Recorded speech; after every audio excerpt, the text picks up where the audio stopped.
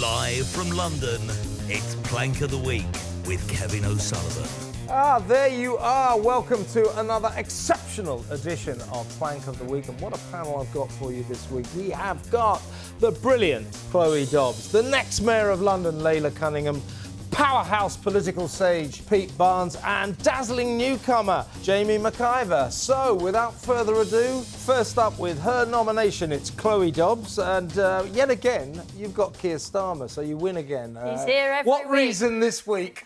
I mean, Labour can't go a single week, let alone a single day, without a scandal, and this time we've got the 14th or 15th U-turn, according to this, from the Labour Party, where they have had to uncancel a load of local elections in 30 different councils because Reform did a legal challenge. They were meant to be in court this Thursday, and a few days before they've decided they're going to uncancel the elections after new legal advice, i.e. they have been told you are going to be absolutely thrashed in that court battle. It's clearly illegal. We had a few days before this, we had the Electoral Commission chief come out and say you cannot be cancelling elections for more than a year. And I think it's a bit embarrassing for Keir Starmer, given he's supposed to be a lawyer who understands the law, and it seems he's illegally cancelled local elections, and they're probably going to have to pay, it looks like, all of Reform's legal fees, which may amount to 100 grand or more. And I'll tell you what, Laila, today, as we film this, Keir Starmer is blaming all the local councils for this.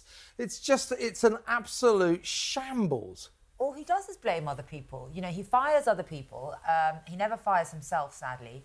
The thing is, I think Labour's completely misunderstood what the meaning of democracy is. They don't understand that you never get to extend your own term as you wish. It's up to the electorate to do that. And what they don't seem to understand is that a term is only set by the electorate. Exactly right. And Pete, you know, what's extraordinary about this is, you know, are we to believe that this government just makes declarations, proposals, you know, just says, I'll tell you what, we're going to offer all these councils the chance to delay their local elections. Now, what they're effectively saying is to, you know, the vast majority of these councils that were offered to delay their elections, ostensibly, officially due to boundary changes and the bureaucratic difficulties that come with that, they were basically saying to about 27 Labour councils, would you like to lose power? Yes. Or would you like to continue hanging on to power? So it's obvious what they were going to say. Obviously, the Tories did it too, Kevin. Yeah, but critics are saying, yeah, but not many of them. But Not many of them. Mainly Labour. Critics are saying, of course, this was Labour cancelling democracy because they were going to get a shellacking at the election, which they still will. But are we to believe that this government doesn't take legal advice before making that kind of announcement? Well, I don't really know, because I think that's stupid. They probably don't take legal advice. Unbelievable. It's unbelievable, because all they have to do is publish the old advice and the new advice, and we could decide ourselves about whether the government was taking the right action. I find it rather preposterous that, you know, that they're not taking... He's a human rights lawyer, you know, he puts international law above everything. Democracy is pretty much a central tenet of that thing, and yet, you know, he doesn't seem to care about it, because I think, Laila, you're right, that he doesn't put the value in democracy. For him, it's just a process. There's no kind of... It's an inconvenience. Yes, well, that's true. Yeah, a lot of things. But Jaymey, do you know... Welcome to the show, Jaymey. Do you know... I'm going to give you the answer. The difference between a human rights lawyer and a lawyer? No. There isn't any. No, they're all the same. It's just these virtue signals saying, I'm not just a lawyer, I'm a human rights lawyer. They're just money-grabbing bloodsuckers, all of them. So Keir Starmer, Richard Hermer, all that lot, we're the human rights lawyers. No, you're not. You're just money-grabbing lawyers. It's as simple as that. But Reform UK challenged the government, said we think this is illegal, unlawful. You can't just cancel democracy. We're going to take you to court. And at the last moment, if we're to believe the chronology, Starmer was told, sorry, mate, you're going to have your 16th nervous breakdown or whatever it is, 14th, 15th, 16th. Nobody can quite actually assess how many U-turns he's exactly done. I think it's fair to assume that whatever he announces, it'll be U-turned. Well, exactly right. But you know, this is just a massive embarrassment for this government. It's another embarrassment. You know, they talk about being human rights lawyers. They don't care about humans. If they cared about humans, they'd be popular at the ballot box. Yeah. What they they saw was an inconvenience because they know they're extremely unpopular, and they also think the public don't care about local elections, and they've massively misunderstood that. But it is right to call out the Tories on this. Last year, the Tories did this, and where they did it, it was in places where they knew Reform were going to do well. In places where the elections happened, Reform won. And this year, Labour saw an opportunity in some Labour heartlands, like places like Barnsley, St Helens, these places, they tried to stop, and they have been proven and exposed for what they really are, which is democracy deniers. Yeah, and I think that you know, there were Tory councils as well. Basically, as I say, the basic offer by this government, and they insist it wasn't to cancel democracy. It was purely bureaucratic, administrative difficulties. See, I think that's and all worse. That. Yeah, absolutely. I think that's absolutely but worse. it was a lie. It was a lie. And now they're talking about how much it's going to cost. Whenever. Yeah, but have you when seen? did we price elections? When was the cost of an election a hindrance to it going ahead? Democracy costs money, and all these lefties are saying, "Look how much reform have cost us." No, you can't cancel democracy. It's as simple as that. And you're right, Laila and Jamie, that you know, some Tory councils that were also going to lose power took advantage of this. So it was all the parties that were going to lose the election, going to lose power, were going to cancel their elections, and but you know now what the they're not. shameful thing is, Go on. Only when they were taken to task, only when they were taken to court did they change their decision. But I'm wondering about that. I just cannot believe that they didn't take legal advice. Knowing Keir Starmer, he's a great one for overruling advice. I think he would have been advised, look, this isn't going to fly. You're not going to get away with this. But he thought he'd roll the dice. It's like with Peter Mandelson, you know, if he'd given advice, he's a security threat. If But this we'll government go ahead is, anyway with He thinks firing people him. are stupid. but all governments must take legal advice before declaring proposals, announcements, and new fair, legislation. they don't have to follow and it the looks like advice. this lot. But look. Here's the thing, though. Here we are criticising Keir Starmer and Rachel Reeves and all of the Labour people, but as if to say they haven't got their priorities right. Well, they have. They're very busy at number 10 Downing Street. Look at this. Chancellor, I've got something for you. Oh, very good. Come in. You all right? Very good. Is this your box? Happy Pancake Day. Thank you very much, Prime Minister. I wonder if Keir tossed those pancakes before, because he's a hell of a tosser. Now, Laila, what did you think about Rupert Lowe's announcement this week that he was turning his movement, Restore Britain, into a fully fledged political party in a thinly disguised challenge to Nigel Farage? I didn't think much, actually, but I do think I've listened to a few of it, and I think it's going to help reform because it creates a clear dividing line. What Restore are talking about, I mean, I saw one of their spokesmen on TalkTV saying that you cannot be British unless you're white and Christian. You know, this is going back to kind of creating some purity race. And effectively, I'm not British because I don't have any native parents. And, you know, I think some people wrongly think that reform perhaps says the same thing, but absolutely not. You know, and when you say that, it actually completely cancels any effort to integrate and assimilate, because in their view, it really doesn't matter if you come here and you want to partake and you want to give to the country and you want to be British. If you're not white Christian, mate, you got no chance and you can be deported at any time.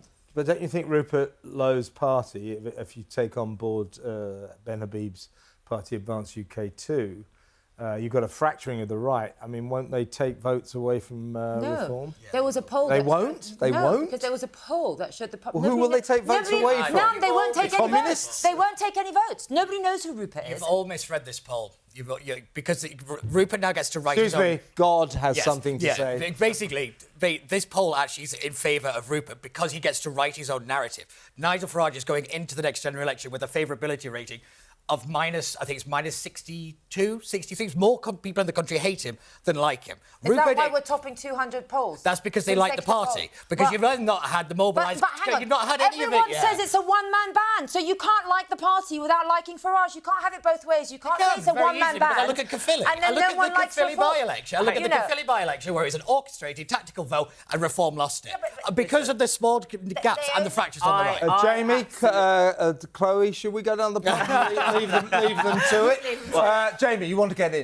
Good luck with that. I'm going to be firm. I absolutely love that we live in a democracy and people can start parties, they can campaign on things that they believe in, and if people want to campaign for a second Starmer term, that is up to them. There is a two-horse race at the next general election. You're either save the country or more decline. I'm on the team that wants to save the country. And if people don't want to be on that team, that's up to them. We live in a democracy. But the idea that this is going to be damaging for Reform UK, I just don't believe. And actually, when you look at some of the personalities from, you know, the few councillors that think they've joined a party, it's not even a party yet, they've actually joined an independent group. You know, this is just... Well, hang on, Restore Britain is a party. They're not a registered party. It's not registered. It's not a party. It will be. Bit like when You're going to vote Restore Britain, Pete? That accusation of reform for so long, and you said no, it is.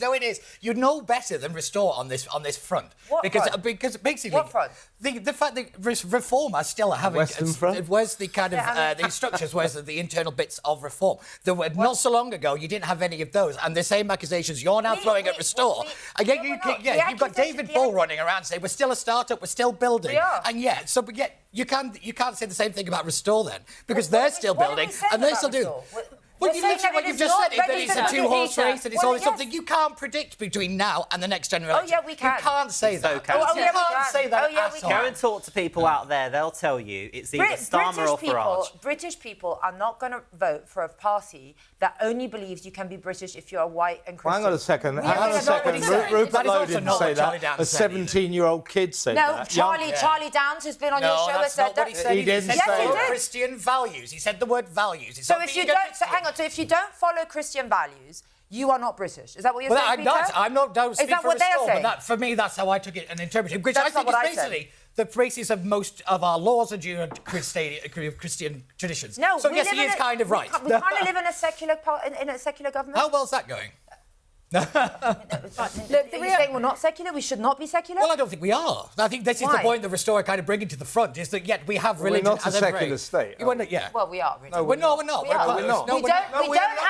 have. It's a fact. We're not a secular state. We have a state religion, therefore we're not a secular state. The difference between a secular and a non-secular. That's a fact. We don't have people of the church. We are not a secular state.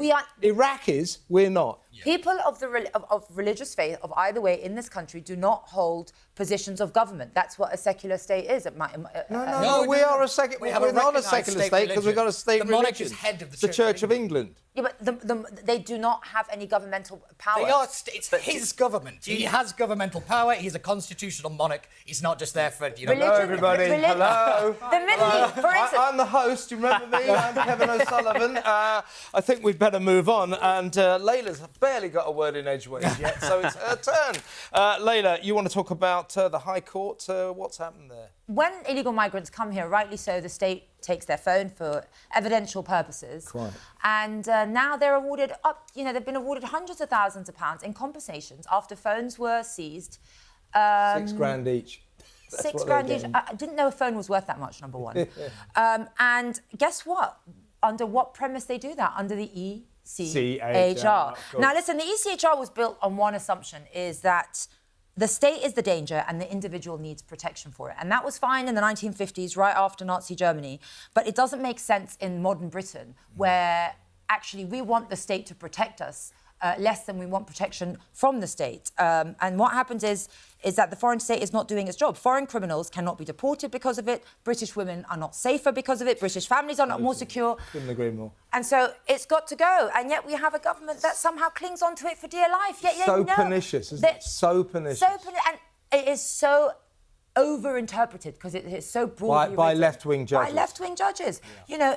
And put it this way, Kevin, if I have had my phone stolen many times, right? The state doesn't protect me in that instance. I'm not getting compensation for I don't even get a look in by the police. Yet these guys who come in and there's so much information on that.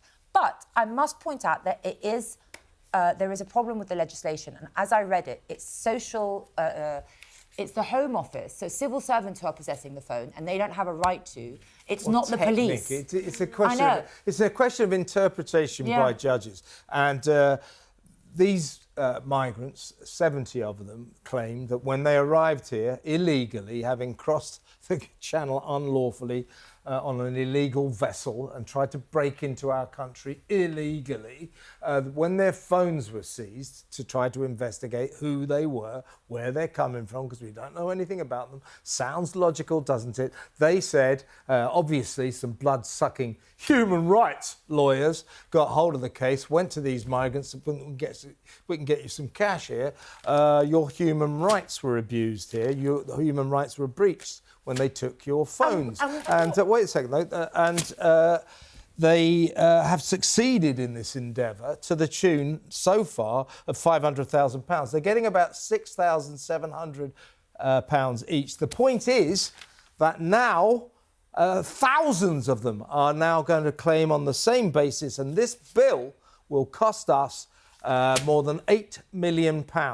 This is madness. These are left-wing judges making decisions to the detriment of Britain. This is ridiculous. Of course we should take their phones. Of course we should investigate them. Just like the police take any suspect's phones the moment they're arrested.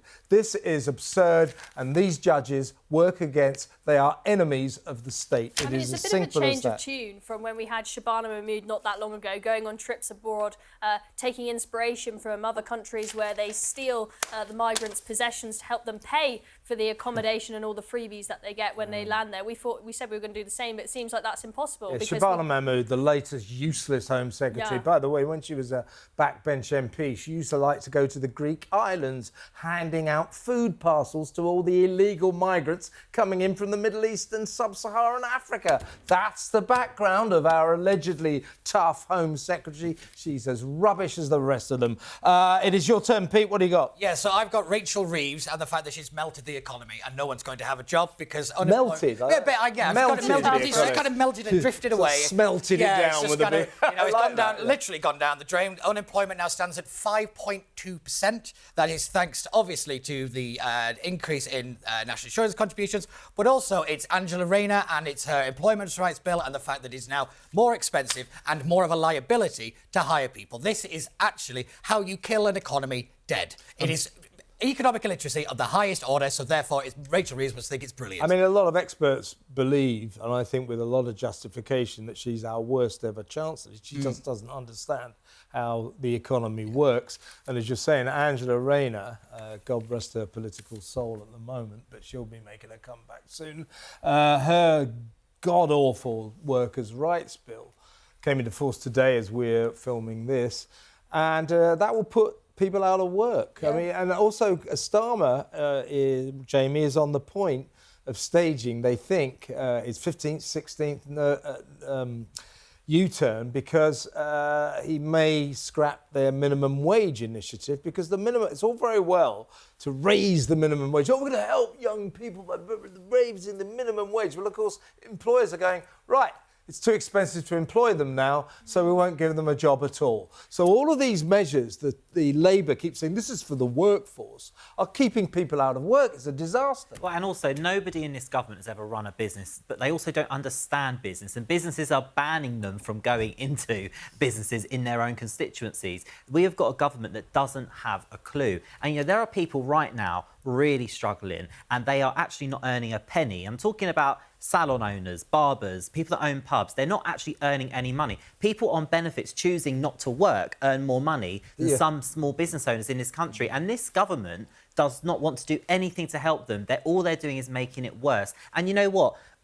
When these businesses are gone, they're gone. When a high street butcher closes after being in a family for 100 years, when it's gone, it's gone.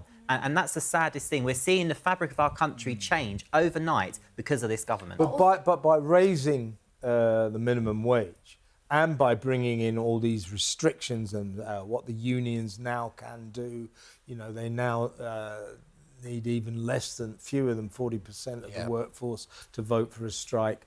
By all of this results in fewer employment opportunities. So unemployment, we're learning right now, Laila, is at record levels and rising. Well, especially youth unemployment, because the thing is, when you flood the market with mass immigration and foreign cheap labour, number one, you remove all those entry jobs that the youth would take and you replace it with foreign workers, and that's why there's no more entry jobs. But also, when you over-regulate, it's only the big businesses that can absorb the cost of all those extra regulation, all the extra employers tax, and all the small business that genuinely do hire younger people are out of business. So you have a monopoly at the top. They don't, and all they talk about, the Labour government, is handouts. You know, pride in place. We're giving the community more money. We're giving money out. All they want to do is government intervention, and all businesses want them to do is get the hell out of the way and let them succeed. I think we need to get Angela Rayner even further out of the way into some sort of job where she can do no harm to this nation. real one. Something like Prime Minister, perhaps.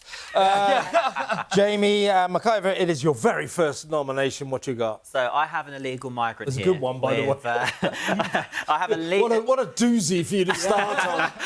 I have an illegal migrant that has had a sex change treatment on the NHS at the cost of the British taxpayer. They have no legal right to be here. It's a Filipino. £10,000. So let's just think that through. There are British nationals in this country who have contributed their entire life waiting on endless waiting lists for knee operations, hip operations, life-saving operations. They're waiting and waiting, having appointments being cancelled. Yet somehow we have found the resources within the National Health Service to provide somebody with no legal right to be here, who's entered the country illegally, with a £10,000 treatment to change their sex. It's more than that. It's tens of thousands of pounds. You don't get a sex change operation for 10 grand. This Filipino had applied for asylum.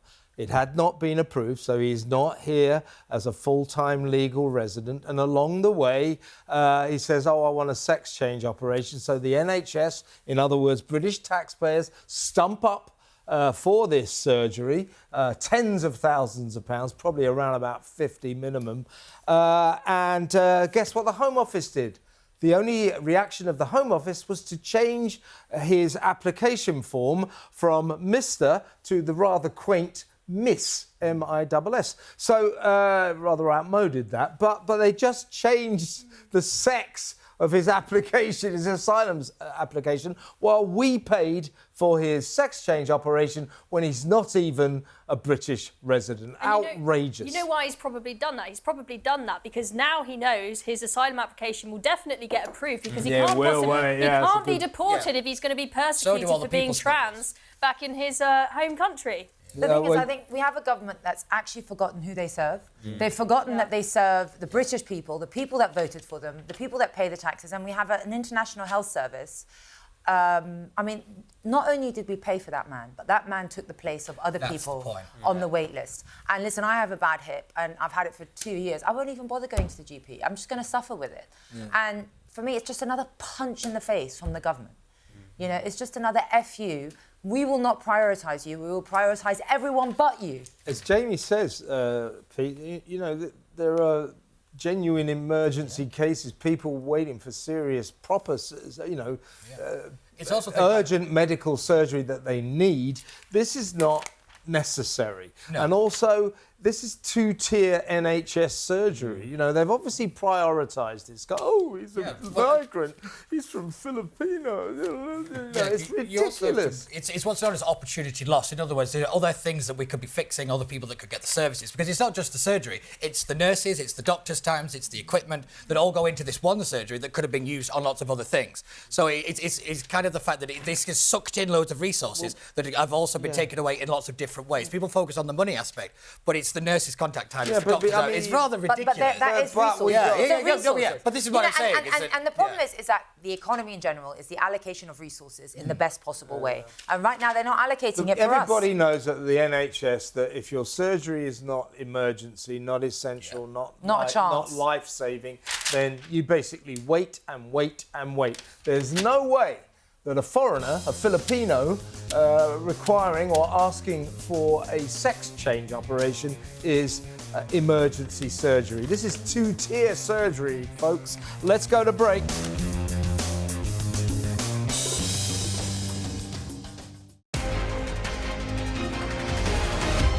Live from London, it's Plank of the Week with Kevin O'Sullivan. Welcome back. This is part 2 of Plank of the Week, where we continue our quest to find the biggest lunatic, biggest idiot from the last 7 days. And this guy's got to be a strong contender. He is the Amazon driver. This is a pathway called the Broomway. Here's Sat Nav. He's just obviously slave to the Sat Nav. He said, go that way. So he drove out into the Thames estuary, got stuck there because it sunk into the sand and the mud there. And then he couldn't get out. So he got out of the van, and of course the tide came up, and Amazon weren't less than happy with him.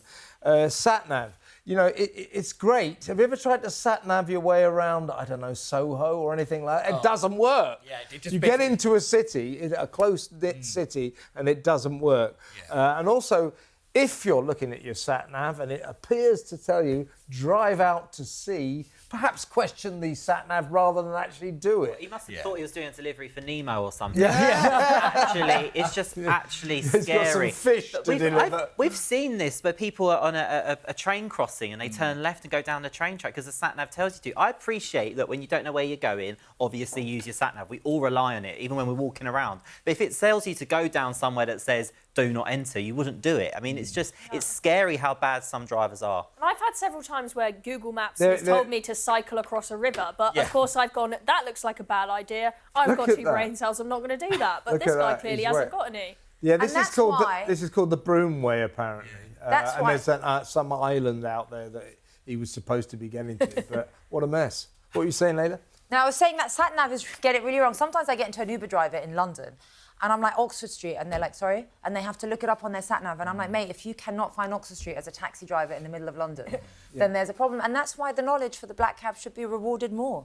Yeah, but is the knowledge particularly necessary now we've got Sat Nav? I think, I'll tell you this, Kevin, what if suddenly there's a blackout? I wouldn't know how to get, young people wouldn't know how to get anywhere. Well, there will be very soon. People wouldn't know how to Have get a chat anywhere. with Crazy Ed Miliband. Moving business then. I mean, I remember all my phone numbers from the child by heart, but now it's crazy. Now I remember none. I remember when I was a kid. I remember 52540. Yeah, I remember the pattern even, you know, the pattern. And now kids don't have that memory. Do you know what? You're so right. I went to a school reunion. I did go to school. I know you don't believe it. It was a long, long time ago, but and for some reason in the summer, I got inveigled, as sort of celebrity ex-pupil. I got inveigled into going to this reunion. It was a nice pub, but I went to Sunbury Grammar School, the Dreaming Spires of Sunbury Grammar. So it was a nice pub right by the river. And there's all these people that I literally haven't seen. I'm not kidding you, for 40 years, since I was at school and stuff. And I could remember all their phone numbers. I was going up there and go, Paul Hensey, 55320, Exactly right? 85471. And you remember their last names as well. Yeah, oh, yeah. You remember, now the kids don't have that kind of working memory. Yeah, I know. Very, very strange. Well, Amazon driver, Sat Nav, donkey, turnip, you are a very strong contender for Plank of the Week. But let's have another contender, shall we? And it's you, Chloe. What have you got? It's going to be Bridget Phillipson. So That's it. By fact, she wins. Little class warrior Phillipson, the most dangerous woman in the cabinet. So we kind of thought all the gender madness was over when we had that Supreme Court ruling last year, but it doesn't seem to have stopped, including from our own government, who have put out trans guidance for schools that says that any children over the age of 8 who decide to change their gender, the teachers must go along with whatever new pronouns they choose. Kids as young as 4.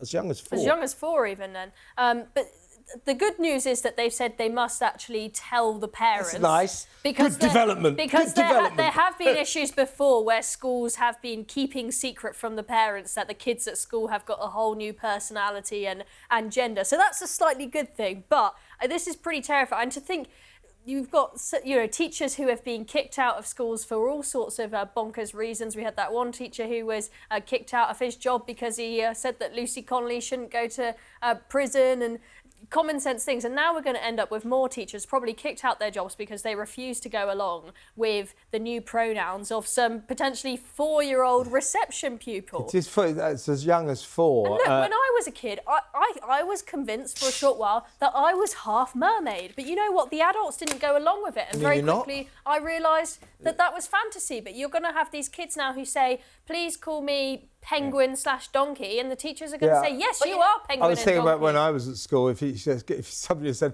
this child is gender questioning, we'd go, what are you talking about? But you Reform UK will scrap all this nonsense. Yeah, cool. I mean, this base policy basically tells them the state knows better than you. The state's going to take control of your child. And it's so authoritarianism, because that's what Labour want. They don't believe in family, they barely believe in country, and they don't believe in community. What they believe in, the state will do everything. Right. The state will control what your kids want, and the state, they're actually usurping parental rights. You're exactly right. In this government. And that's what they do. And that's what they want. And, you know, she is a dangerous minister, because... She's a class warrior. Don't forget, serious class Don't forget, warrior. the Labour Party needed a Supreme Court ruling that a woman's a woman. Yes. You know, And Keir Starmer hid for 6 days after that ruling without saying anything because he was too scared of the trans brigade. And a few years ago, he had an issue with saying a woman has a cervix or something. This is a government that bows down to ideology and vested interest and has no interest in protecting women. Whenever women need protection, they bow down. It's disgusting. What winds me up the most, actually, isn't the policy itself, is why do teachers not go mad about this? Surely if you work with children, you love children, you care about their future, that's why you want to teach them. But they're teachers, they don't love children. Teachers, surely they can see the cruelty that's happening here to children, and why are they not taking to the streets? Don't you remember the teachers during the COVID crisis? These people don't love children, they're out for themselves. And yet Labour is exactly right. Labour, socialists believe that the state should bring up children, not mothers and fathers. Now, call me old-fashioned. A lot of people do. But I say mums and dads should bring up children. Don't you think, Pete? Oh, without a shadow of a doubt, because the thing that really gets me is the fact that we've got public institutions like the NHS openly ignoring the ruling, and they're just ploughing ahead with the trans ideology. They need a ruling.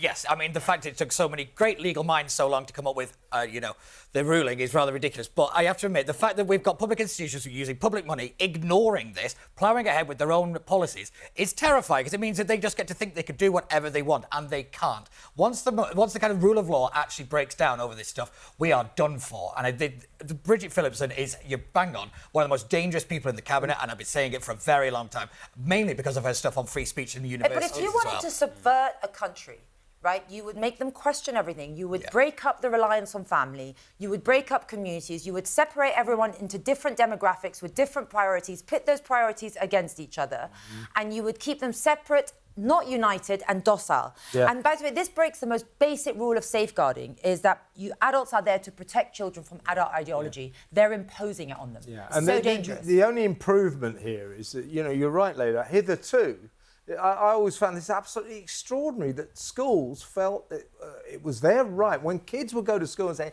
I think I'm in the wrong body. You're 12, but OK, we accept that. The kids would go to school where they would identify as a different gender. And the teachers thought it was their role not to tell the parents. That was extraordinary. Absolute abuse of family life, I think. Yeah, because you have to remember that the actual ruling is kind of to go back to what it was before. It's not a kind of new precedent that's been set. It is to return to draw back all this overstep that the schools and many institutions have done. And the idea that schools just get to act without impunity is absolutely ridiculous. I mean, one thing I will say was quite good about COVID was it showed what was going on in schools. There was something good about it, wasn't it? No, it showed what was going on in the classroom, because the classroom was now in the living room. Things were actually... I'll tell you what it showed. It showed us what teachers' real attitude is to children. Yes. Teachers, during the COVID crisis, were going on about, we don't want to be in the classroom with all those snivelling little kids with all their noses running, giving us COVID. That was their attitude. And an entire generation of children was hideously betrayed by the teachers' unions and the Tory government. Shall we move on? Laila, it is your go, and you would like to talk about the Gormless Green Party. What have we got? Well, the Green Party have been reported to counter-terrorism police by an internal whistleblower. And, I think people actually do... They're polling surprisingly well in relation to what they want, right? So you had Zach Polanski, not his actual name, a man who David Paulden. a man who used to hypnotise women for larger breasts. He gave his Christmas message from the border saying, we welcome illegal migrants. Everything is blamed on Israel. They foster and fuel anti-Semitism in this country. And yet I know a lot of young people in London who are voting for them because they don't know the truth. And I think the mainstream media has been too soft with Zach Polanski. They never question him on his motives. And the worst, I think... Look at him. One of the most sinister things is that they are so focused on punishing billionaires and millionaires. They see wealth as something that needs to be punished. I'm okay then. And what they don't understand is that the UK economy is not crumbling because of wealth creators. Actually, we need more wealth creators. They're leaving Exactly right right. now. Yeah. And if it was up to them, we'd kick them all out. And what they don't realise is that if you kick out all the wealth creators, it's the average person who gets a higher tax bill. What I'd like to see from David Paulden, Zach Polanski, is just, occasionally he says something about green issues, occasionally say something about the environment. Never talks about it, but he does love. Here he is with his Valentine's Day message. Happy Valentine's Day, everybody. And we know that voters are telling us they want to Dump Reform UK split up with the Labour Party and fall in love with the Green Greens. Party. Do you want to know something about Zach Polanski? So he's never, ever had a drink, an alcoholic drink, never smoked a cigarette, never taken any drugs. I never trust anybody like that. Yeah. Also, here's the thing. He's got these terrible teeth, and he looks like Plug from the Beano. So he was asked about this a couple of weeks ago. Why are your teeth so crap? And he said, because I've still got milk teeth. They haven't fallen out yet. What? Of course he does. Well, How does that happen, though? well, I suppose that freak of nature, it can happen. No, I mean, it can happen. something My must kids have to have them explain. ripped out. If they don't fall out, you have to have Well, them Zach, ripped out. tell He hasn't Zach. been to the Tell dentist to Zach. get them pulled out No, yet. I'm going to say, Kevin, you bring up a really good point here because they are basically the new Gaza party. They've been infected with the kind of the radical Islam. They've got, I think, the deputy leader, Mohsin Ali, I think his name is. They've got all these problems. And it's the fact that it's a whistleblower that has gone to this counter-terrorism police to say this is bordering on basic anti-Semitism and it's anti-Zionist and all this kind of things. And I think it says a lot, actually, that they actually might be starting to alienate and fracture within. But the problem is they've let so many kind of new members in that want to push ahead with the Gaza agenda and all this kind of stuff that actually they're more than likely just going to be taken over. The thing about Polanski, David Paulden, he changed his name just because he thought it was cooler. People go, no, he named himself after his grandfather who fled the Jews. Well, it's kind of true. And then they said, well, so what about, that's Polanski, what about Zach? Zach is named after some character in his favourite movie. So he named himself something that he thought sounded cooler than David Paulden. Now, in fairness to him, anything would sound cooler than David Paulden. The thing is, the reason they are attracting support is, I really reluctantly admit this, but he's a good performer, media-wise. He's a good persuader, and all those stupid middle-class lefties are coming towards him. It's the only way he's a good performer. It's because no one actually questions him on mainstream media. Laura Kuenssberg treats him with white gloves. Why doesn't she ask him, why did you take advantage of women's insecurities and hypnotise them for larger breasts, knowing full well that that would not happen? Why did you change your name?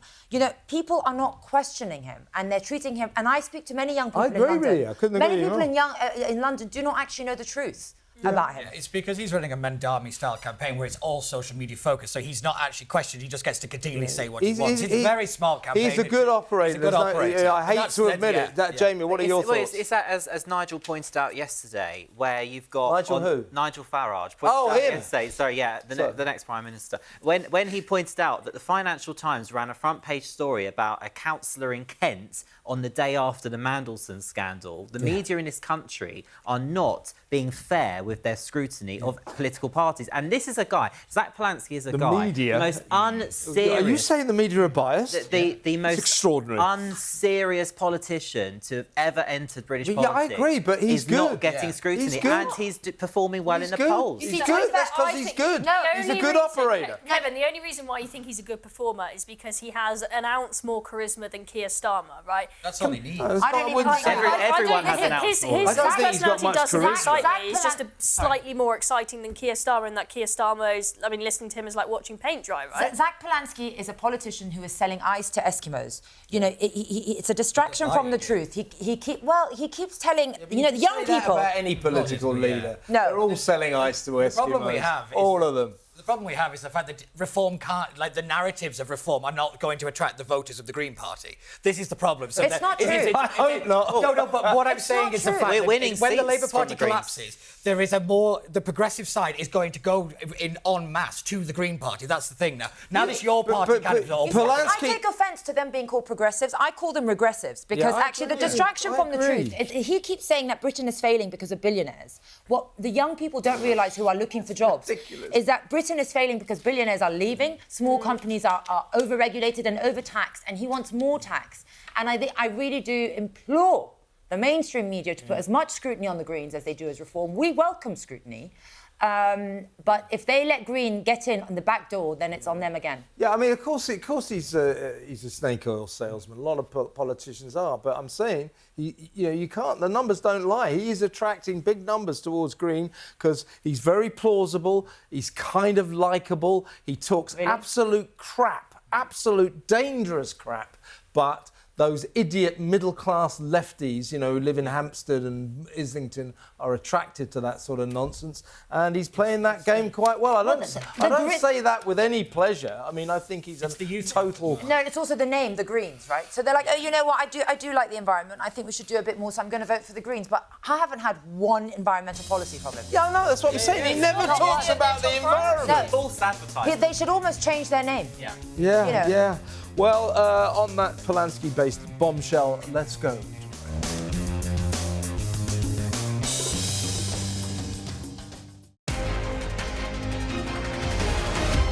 Live from London, it's Plank of the Week with Kevin O'Sullivan. Well, there you are. It's part 3 of Plank of the Week. And Peter Barnes, the French government has been sending French letters. Yeah, I'm going to say. Who to? So they're sending them to 29-year-olds to encourage them to have children. To encourage them not to use French letters. Yes, basically, because I'm going to say it's rather annoying as a Brit. We love to send a strongly worded letter. It's our last great thing in life, and yet the French are now stealing it off us. So that says everything. But basically, it's because of the demographic shifts and the kind of the declining population and the demographics is absolutely shocking. In France this year, it stood at 1.56 in babies. What was the wording of this letter? Basically, to the husbands. It's to Why don't you encourage give your people wife to a soon do, to go on. IVF treatment and encourage all the different ways in which you can have a child. All the different ways in which you can have children. I love how you've given me this topic. Yeah, it's not exactly my area of expertise. You're not an expert, are you? Not really, no. There's only one. You're not an expert in the way in which to have children. No, Laila, he's not. Surely a man of your intellect is, Peter. He's not an expert in that kind of thing. None of this one. It's very confusing. But no, it's a very bureaucratic way of solving what is a very complex problem. But what really gets me is only the French would do this. Yeah, it really is. Have a kid. Just imagine if they did that over here. I mean, would anybody really want to get a letter from like Keir Starmer encouraging them to have a child? I mean, the greatest kind of contraceptive that they've ever given out. But it's ridiculous, really, because to tackle the issue of kind of demographic shifts, what you have to do is you make it easier to have children. You build houses, you make childcare cheaper, you have resources available to encourage families. It's not a complex thing to do. It's just a very kind of long-term thing. And you build houses to encourage people to have families. But you can't make childcare Right, now fill them up. Fill up the houses, Yeah, and then you build more. I mean, I suppose... Childbirth is directly correlated to home ownership, and that's what he doesn't realise in France is perhaps it's government policy that's stopping people from having children. Yeah, that's what I'm saying. 100%. And not the mechanics of it. When it comes to letters in the French, the only letters the French should be sending is to every single British taxpayer a letter of apology for allowing an invasion to this country from France when we are paying them millions of pounds to stop those boats from coming in the first place. And do you think they'll be writing these letters? And there should be a strong letter of apology to every single victim of a sexual assault or anything. See, Jamie, I wish I could disagree on that. I want a letter of apology from the government for wasting my money and giving it to France. Because France have no incentive to stop the boats. They've come over to this... the President Macron has come to Britain, shook hands, said, yeah, we appreciate it's a problem, we're going to try and stop it. They've done nothing. They've done nothing. But we There's have no to stop. accountability. No, we have to stop relying on other countries and start relying I on agree with ourselves. you. France has no incentives to stop the boats. Why should we rely They on want to them? get rid of them. If Au you're, revoir, if you're a don't come business and back. you're selling yeah. a product you can't deliver, that's also bang out of order too on the person buying. I mean, To me, if- that's if- misrepresentation. If the I money agree. we were giving to France was tied to performance, like you will only get this money if the number of boats crossing goes down by X percentage, then maybe it would be a good use of money. But at the moment, they get all the cash,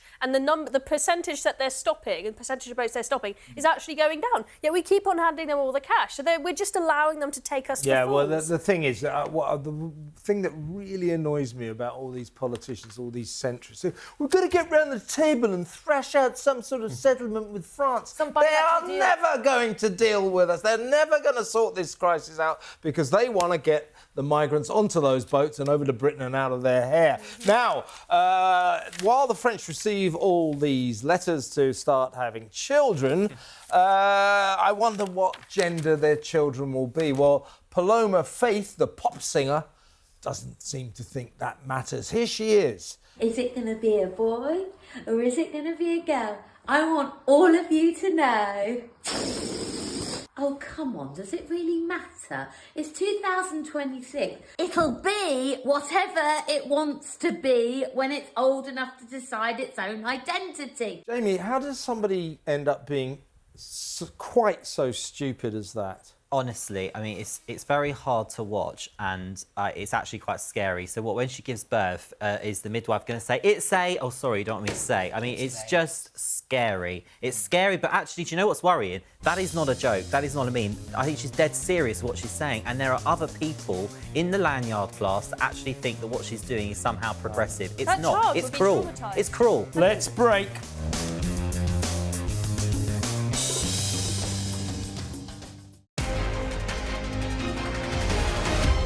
Live from London, it's Plank of the Week with Kevin O'Sullivan. Welcome back. This is part 4, the final section of this exceptionally good edition of Plank of the Week, and it is my nomination, the last nomination.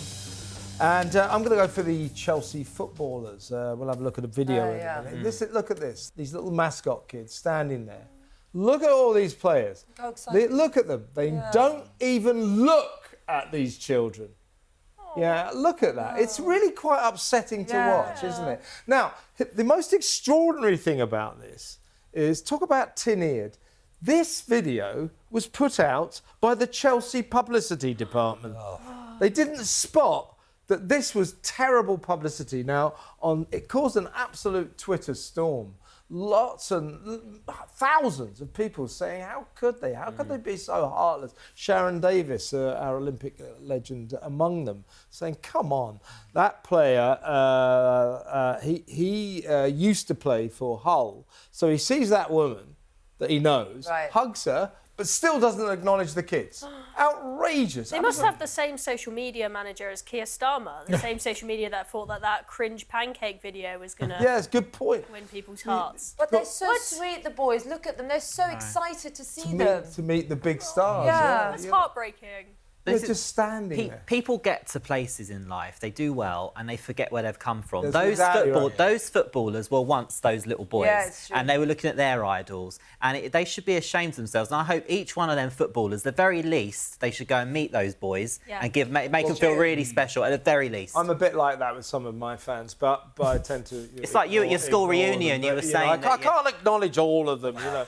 But I actually suggested on air, along the lines of what you're saying, Jamie, what the Chelsea PR department should do is to find out the name and address of every one of those little boys, those little kids, and get the team to sign, name them, you know, to Billy from the Chelsea, and every player signs it. They should do that as a matter of urgency, because it was horrible to watch. It was horrible it was heartbreaking. And then one of them was so excited. Like jumping up and down. But also, it's just terrible PR as well. It's like, who is actually running that department? Because they should be fired immediately. Because I'll that tell you is who's running that absolutely department. Somebody who is enthralled to these 300 grand a week footballers and think they can do no wrong.